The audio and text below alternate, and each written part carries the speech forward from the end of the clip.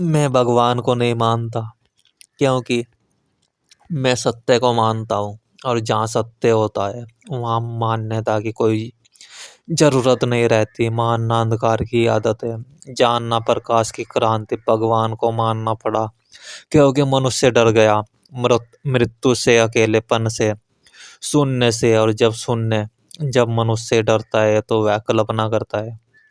भगवान उसी कल्पना का सबसे सुंदर नाम है।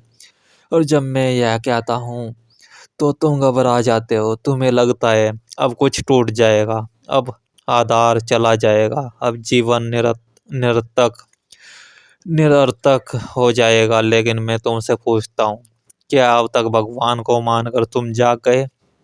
क्या अब तक मानने से प्रेम पैदा हुआ? क्या अब तक मानने से करुणा आई?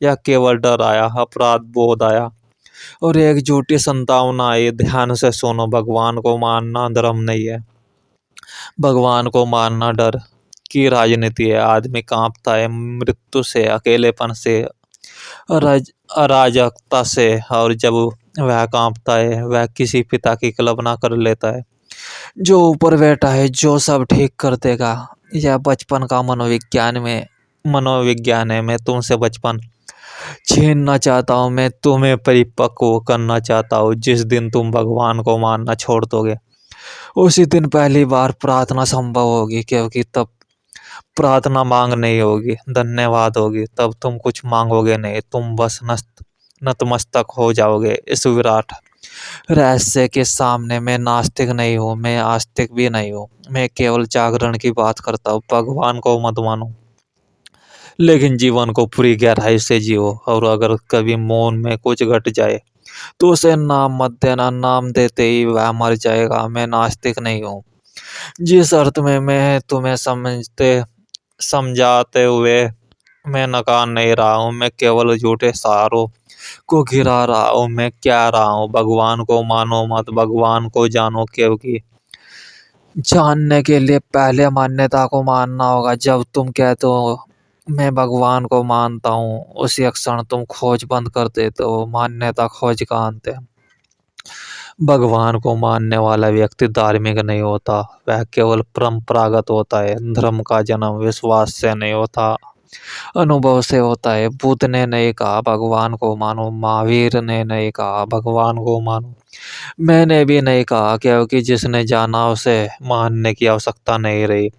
देखो, प्रेम को तुम मानते हो या जानते हो? जब प्रेम घटता है तो क्या तुम कहते हो मैं प्रेम को मानता हूँ? नहीं, तुम बस प्रेम को जानते हो। उसी तरह अगर परम सत्य है तो वह मानने की चीज नहीं, वह जीने की चीज है। भगवान को मानना अक्सर अहंकार की चाल है। आदमी कहता है मेरा भगवान सही है, तुम्हारा गलत है, और यही से हिंसा, युद्ध, धर्म शुरू होते हैं। अगर भगवान को ना माना जाए तो कोई झगड़ा ही नहीं बचे। जिसने भगवान को मानना छोड़ दिया वही पहली बार निर्दोष होता है। मैं कहता हूँ इस विराट अस्तित्व को भगवान मत कहो, नाम ही समस्या है। नाम देते ही तुम सीमित कर देते हो। इस आकाश को क्या नाम दोगे? यह जीवन स्वयं पर्याप्त है, यह श्वास, यह मौन, यह जागरूकता, यही परम है। अगर तुम्हें भगवान शब्द प्रिय है तो उसे अपने अनुभव का नाम बनाओ, किसी विश्वास का नहीं। मैं भगवान को इसलिए नहीं मानता क्योंकि मैं चाहता हूँ कि तुम जिम्मेदार बनो। भगवान को मानने वाला व्यक्ति कहता है जब वह करेगा, और जो नहीं मानता वह कहता है अब मुझे ही जागना होगा। मेरी क्रांति यही है।